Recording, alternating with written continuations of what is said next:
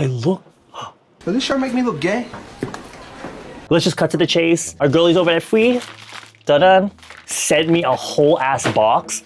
Yo, I don't know, tier Fwee, I don't know how they're getting my address because I don't remember ever messaging these brands, but they sent me a whole box. I don't know, I'm just really excited because if there's one thing about me being a YouTuber, this is where I use my influencer privileges to get the occasional product that I'm interested in. You might know Fwee for their pudding pots that were like super viral in Korea. And for me, the most surprising thing about the whole fiasco with this product is the sheer number of colors that they have, these ones.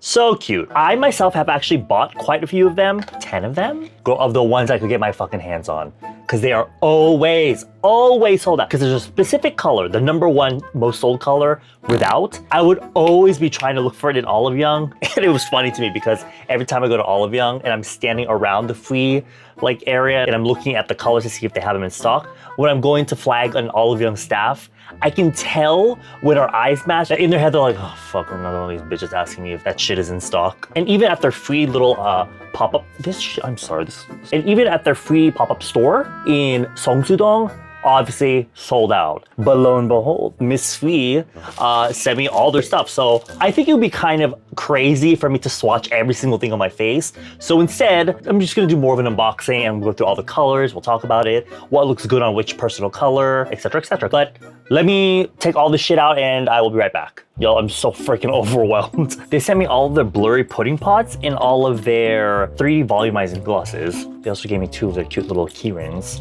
and one of their finger-like silicone lip brushes, which I think might be useful for when we're swatching this shit. To be honest, I have a lot of these already. I think I'll use these to swatch. But as you can see, their blurry pudding pots come in 30 shades and they're organized by family of color. And I'm gonna swatch all of these, but first let me mention the glosses. As you can see, there's 2, 4, 6, 8, 10, 12 glosses, but there's actually only 6 shades. Why? Because if you see here, this is the shade Vanilla, and if you see here, there's a 30% and there's a 70%.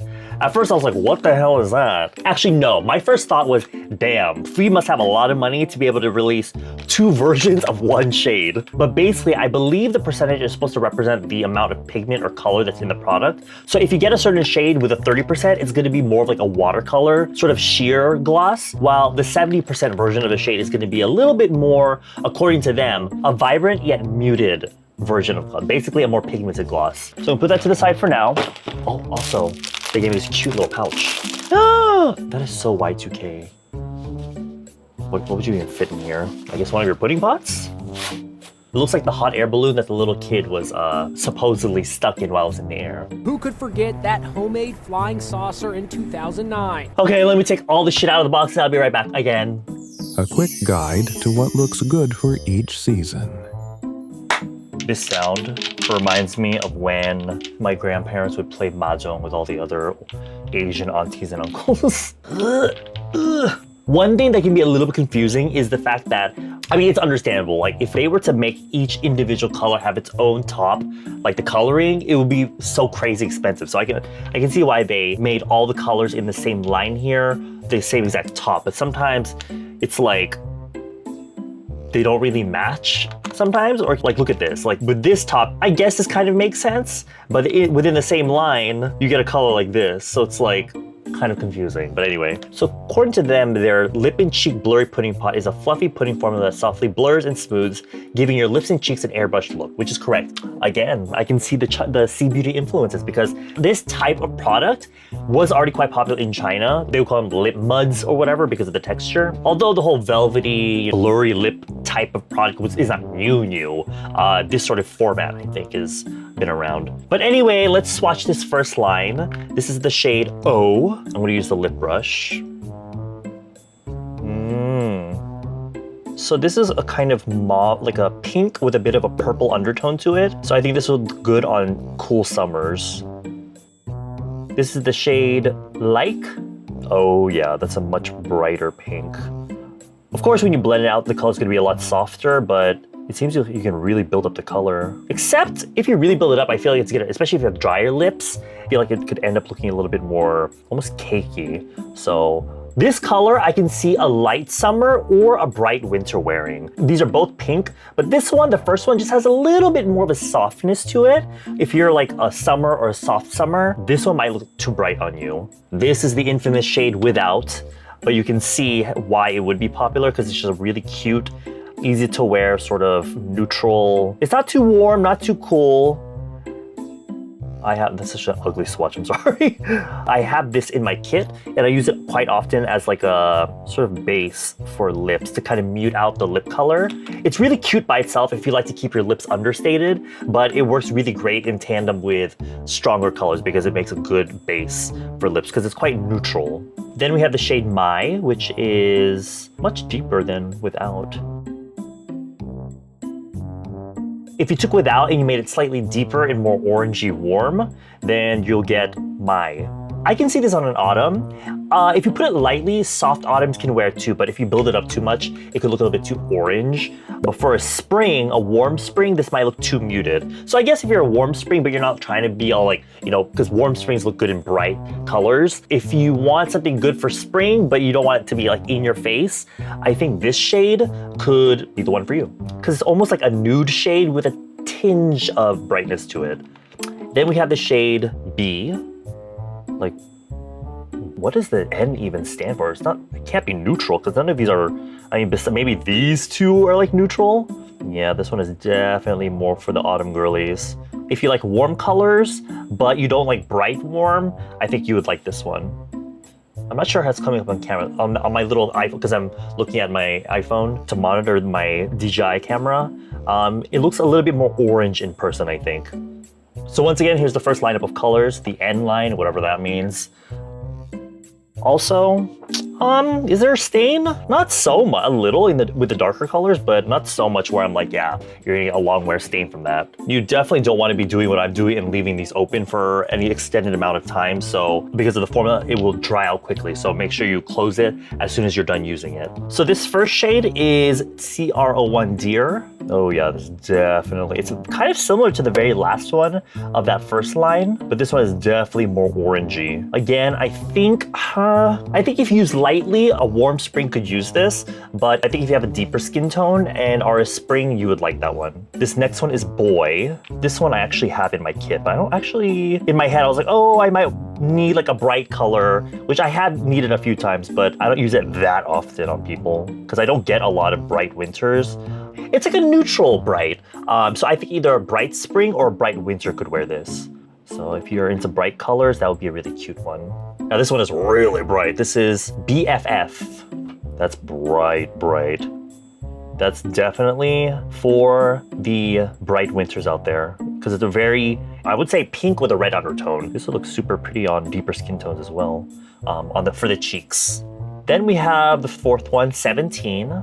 This one I also have in my kit. I just don't use it that much just because I don't have that many opportunities to use it, but spring, I would say, could wear this one. Lots of spring colors. That's if you put several layers. If you use them lighter, they won't be as strong, obviously. It also depends on how you prep your lips. I don't have anything on my lips besides lip balm. I have really pigmented lips, so these colors on these lips, it would look crazy on me. So I always have to mute down my lips with concealer or some kind of foundation, and then it helps the color look a little bit more wearable on me. And then last but not least, we have Girls. This shit is so fucking bright. I don't know if you can see that. Bright hair. Oof. That is definitely a bright spring color. If you're an autumn, that's gonna be too bright. On your complexion, it will look a little bit crazy, but on a spring, it looks just right. If you are a bright winter, it will look a little bit grandma-y on you. So there's the 5 shades in the second lineup, the reds. Or oranges, I'd say. So you get a pretty good mix of different types of red here. You got these really dark ones, and then you suddenly have like these really fucking bright ones. This first one is D-Day. Oh girl, that is fucking bright, bright. That reminds me of like 2014 K-Beauty. Bright spring, I guess, or bright winter, maybe? But I think on a bright winter, this might look a little bit warm.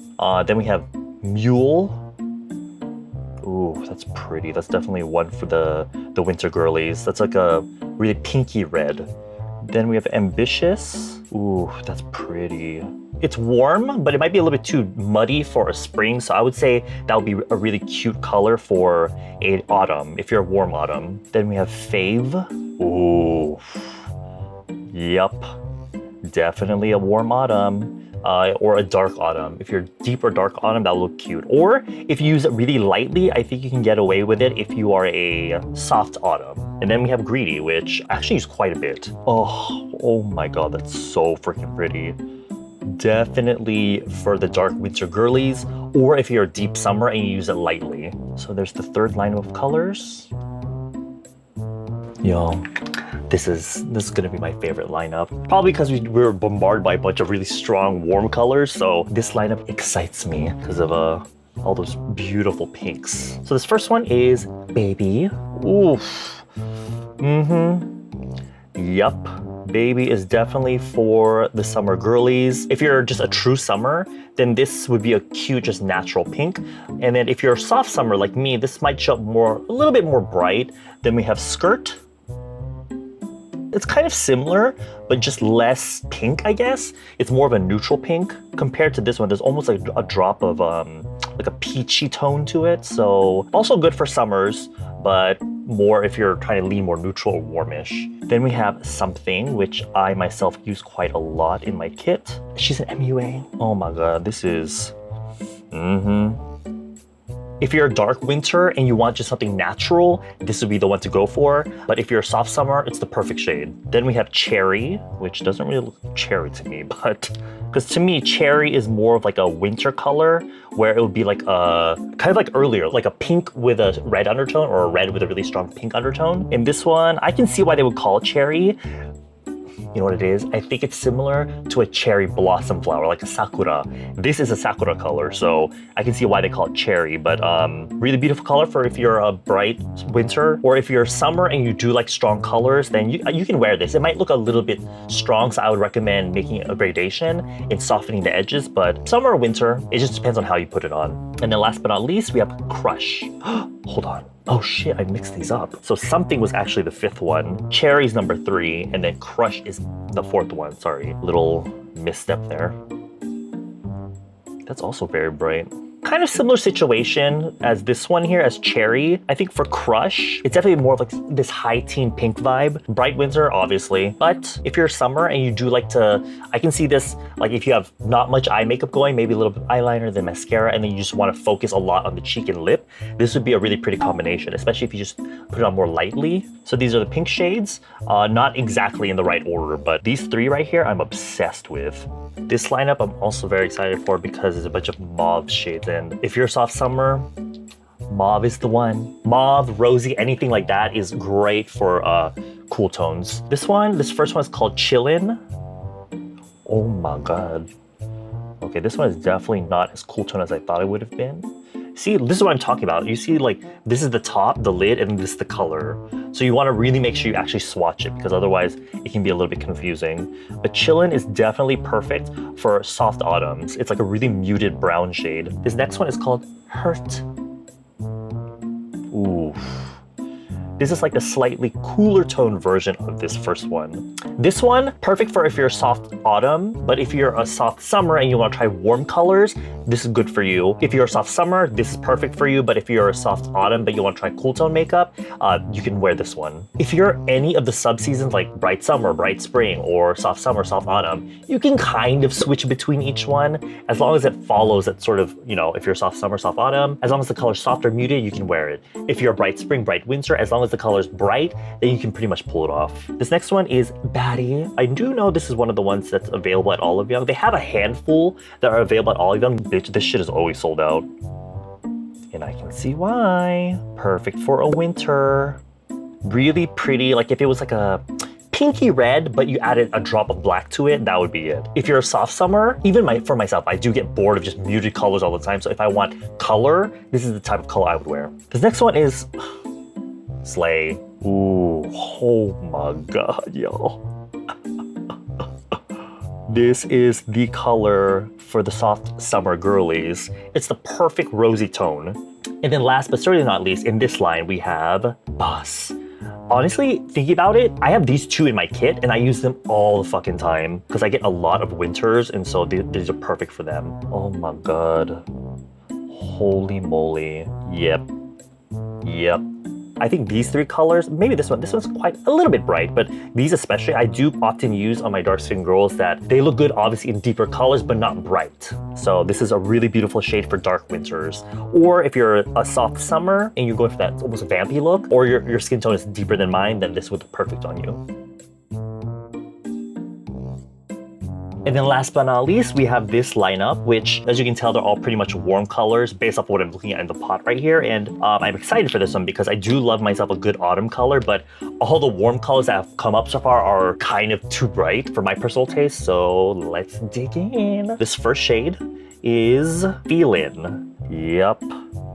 That would make a beautiful base color for a autumn. There is a subcategory called light autumn, which is what Blackpink Rosé is. It's for the people that they're kind of autumns, but most of the other autumn colors are just too deep and dark for them. But then spring would just be too bright and vivid for them. Light autumns need a little bit of warmth, but nothing too dark. This would be the perfect everyday lip for you. Perfect if you have really pale skin, but you don't really like the typical because usually when people think pale, they think, oh, bright, cool colors or really light, cool colors. But if you feel like that shit looks weird on you, this would be the color to go for. Next one is Lyrics. Oh my god, these two together would be so pretty. I could have sworn I saw another color similar to this in the previous shades, but I think this one compared to that one, like if you add a drop of black or gray to it, I think it'd be perfect on an autumn because it's a little bit orangey, but it's not too bright orange. It has that soft mutedness to it. This next one is called Faded. Oh my god, just looking at it in the pot, it's getting me excited. Oh my god. Oh my god. Holy moly. Yup. That is perfect for, because it's like obviously either a soft summer or soft autumn, but I don't know, it's like neutral because when I first look at it, you think brown, but there's almost like a hint of purple to it. So I can see a soft summer wearing it, but I think if you're a soft autumn, it might pull almost cool on you. So if you keep that in mind, I think either or could pull this off. Next one is Memories. Ooh, that's pretty. I think this is the type of red I would recommend if you want to try red, but you're scared of red and you find most reds are too bright for you. This is obviously a red here, but it almost has like a grayness to it. It's not too strong of a red. It's almost like a vintage red, if that makes sense. And then last but not least, we have Film. Come on, Film, don't let me down now. Ooh, that's pretty. Yes. It's very similar to Memories, but Memories, you can see comparing the two, this pulls a little bit more orange, while this one is pulling more, I guess, pink. I'd say for this one, it would look good as an everyday color on a winter, a cool winter. This one would look good on, I think, a spring, but if your skin tone is deeper than mine, and you're not looking for like a bright in-your-face color. So there is the last of the shades. Let's go through these glosses. Looking at the pictures on the website, I divide them up already by what I think would look good on each season. Let's start with Vanilla. These are my spring colors. So these are both the shade Vanilla, but you can see the 30% one, which I mentioned earlier, is the more sheer formula. This is the packaging. While the 70% one, the more opaque gloss, has a solid packaging. So very cute. Ooh, there's the applicator. Oh. Springs, light summers, and winters look the best in gloss because if they do a matte lip, it looks a little bit off. And when it comes to sheer color, I don't pay too much attention to personal color at that point because more often than not, it will depend on what's underneath, like whether you're putting on your bare lips or if you're putting on top of another color. So the 30% gloss in Vanilla is just like a sheer, soft, almost milky pink, whereas the 70% one, oh my god. They're both kind of pink, but they're very neutral, so I can see anybody wearing either one. But to be honest, the difference is so fucking tiny. The 70% one is definitely the type of gloss you can wear by itself if you need a bit of color, but also shine. This one is more, I would almost treat it like a lip balm because the color is so subtle. Then we have the shade Sorbet, which based off the packaging is giving spring vibes, but we'll see. So this is the 30%. The formula, by the way, it's my favorite type of formula. I know a lot of people don't like sticky formulas, but for me, I like a little bit of it, like gumminess, like chewiness to it, because that means it will last longer. I have severely dehydrated lips, so anything that's like slippery or whatever, my lips will absorb that shit in like 10 minutes and it gets all over the place. So the stickier, the better for me. But this one is definitely brighter. It has more of that apricot tone to it. Not so much orange, but more like apricot. It's like that mix of like red with a little bit of orange to it. So that looks really pretty. This one definitely would look better on a summer, and this color would definitely look better on a spring, now that I look at it on the arm. Next, let's try the colors I think are good for summers. This one is Candy. Ooh, yep. Definitely for a summer, or a winter. I think a winter could pull this off because like you look at the packaging and you think hot pink, but on here it looks more purple. Ooh. That is so freaking gorgeous. If you use it lightly in the center of your lips, I can see a summer wearing this, but definitely this is the type of gloss I would use on a bright winter. Next up, we have Courant. Oop, yep. This is for girlies like me, soft summers. To be honest, soft summers look better in matte lip colors, but the irony is that a lot of soft summers tend to be dry-skinned or dehydrated like me. You know, matte lips look the best, but they don't feel the best. If you have to wear a gloss, this is the type of color I would wear. Yeah, I think y'all know what I'm gonna say, but definitely the darker one, I can see on a dark winter, because it has that drop of black to it, that almost grayness to it. On a winter, would make them look a little bit dead, but would be perfect on a deep or dark winter. I should have started higher up so that I have space for all the glosses, but oh well. Now we're gonna go look at Scotch. This shade I thought would look good on autumn, so I'm saving it for now. Oof, yep. Very nice, like brownie, like orange, but darker. And if you guys didn't know, brown is just a dark orange brown, but has that orange tone to it. So, autumns? But like I said earlier, for autumns, I also like matte colors on autumns. But you know what? If you're in autumn, but you like gloss, this would be the color to wear. That was 30%, and then this is 70%. Ooh.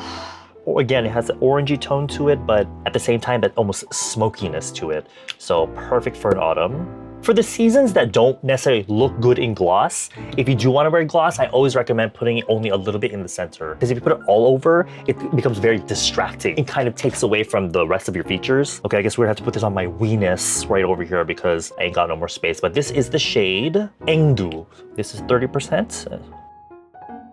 This is what I'm talking about when it comes to, like, for winters, cherry lips look amazing on you. And I guess on springs too, like bright springs, but for a spring to wear like a cherry lip, when I say cherry, I mean this kind of cherry, like that kind of like pinkish red, it will look a little bit like unnatural on you. It will look kind of like Korean high school bully vibes. Because for you, warm colors would look the best, right? And this isn't exactly warm, it's more of a cool red. So I would say, oof. Oh yeah, definitely the perfect lip for a winter girly. Winter or bright winter, to be honest. But if you are spring and you do want to try cool colors, go for this. I always say, if there's a certain color you want to wear, but it's not exactly your best color in terms of personal color, just match the rest of your makeup and, if you can, your outfit as well. And it should fit better. There is, oh my God, can I get this? Ugh. Here's all the shades.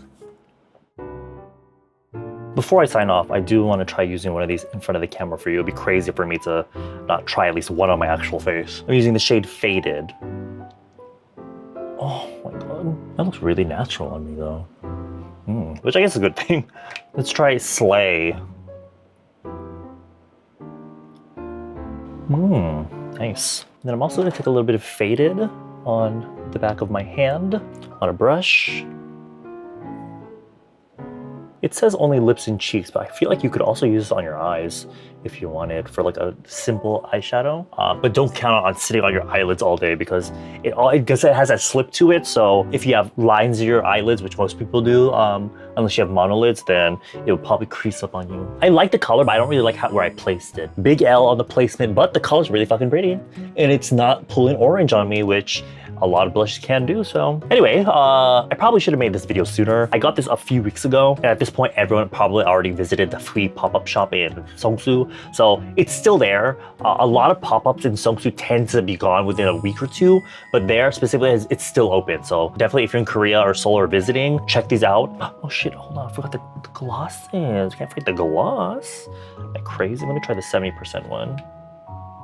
Oh. They actually have a few other glosses. They even have one, they have a black gloss that's meant to, do I have it here?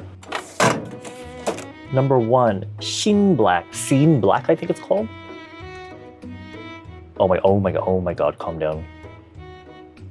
And it's supposed to, well, it does 2 things. 1, it makes the color you're wearing darker, but 2, it makes it more cooler. So if you find a lip color and you feel like, oh my god, what the fuck, this shit is either too orange or it's too bright on your face, you can use that color to kind of mute it down for you, which is perfect for me because I have a lot of lip glosses that are just too fucking bright on me or too warm. Thank you again to Fwee for sending me this stuff. This video is not sponsored, but I love the product to begin with anyway. So, and I use it a lot in my kit. Hopefully, Fwee, if you're seeing this, I would love your eyeshadows as well. I'm gonna be traveling to America in like 3 days, and I'm filming this right before I leave in Korea. So I'll see you in America. I don't know when this is going up, but bye. Thanks for hanging out with me today.